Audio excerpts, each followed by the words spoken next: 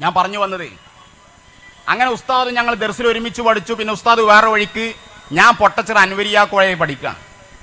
അൻവരിയ കോളേജിൽ പഠിക്കണ സമയത്താണ് മഹാനായ കണ്യാല മൗല വഫാത്താകണത്. മൗല വഫാത്തായ വിവരം ഇവിടെ തന്നെ നമ്മുടെ നാട്ടിൽ തന്നെ പ്രചരിച്ച് വ്യാപിച്ചിട്ടില്ല. മൊബൈൽ ഫോണൊക്കെ അന്ന് ഒറ്റപ്പെട്ട് അവിടെയും ഇവിടെയും വരുന്നുള്ളൂ. അന്ന് നമ്മൾ STD ബൂത്തിന്റെ കാലാണ്, എന്നാ പെട്ടിയൊക്കെ പോയും ചെയ്തു.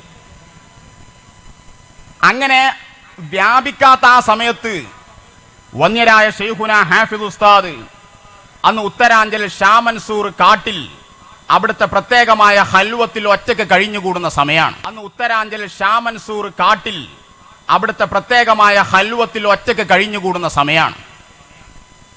ആ സമയത്ത് ഉസ്താദ് അവിടുന്ന് എനിക്ക് കോളേജിലേക്ക് ഫോൺ വിളിക്കുകയാണ്.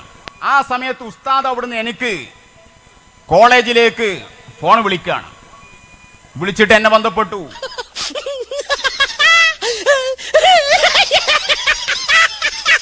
പെരിന്തൽമണ്ണ അടുത്തൊരു മഹാനില്ലേനിയോ. ഞാൻ പറഞ്ഞങ്ങനെ കണ്യാല മൗല അവര് വഫാത്തായല്ലോ.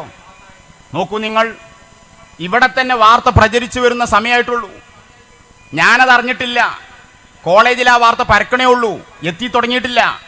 അതിന്റെ മുമ്പ് ദൂരങ്ങളുള്ള ഉസ്താദ് ഹൽവത്തിലുള്ള സമയം അവരറിയുക, അതാണ് ലാ യാരിഫുൽ വലിയ ഇല്ലൽ വലിയു. ദൂരങ്ങളുള്ള ഉസ്താദ് ഹൽവത്തിലുള്ള സമയം അവരറിയുക, അതാണ് ലാ യാരിഫുൽ വലിയ ഇല്ലൽ വലിയു. നോക്കൂ നിങ്ങൾ, ഇത് കേൾക്കുമ്പോൾ ചില ആൾക്കാർ പറയാം അതൊക്കെ ഒരു ബുടലാണ്, സാരല്ല. ഇങ്ങനെയൊക്കെ മൈക്ക് കെട്ടി നമ്മളതൊക്കെ പറയാം, സാന്ദർഭികമായി ഓർമ്മപ്പെടുത്തിയാണ്. അങ്ങനെയുള്ള മഹാനുഭാവൻ, അങ്ങനെയുള്ള മഹത്തുക്കൾ, അവരാണ് ദീനിന്റെ സംരക്ഷകർ. അവർക്ക് ഓരോ സമയത്തും എന്ത് ചെയ്യണമെന്ന് അള്ളാഹു നിർദ്ദേശം നൽകും.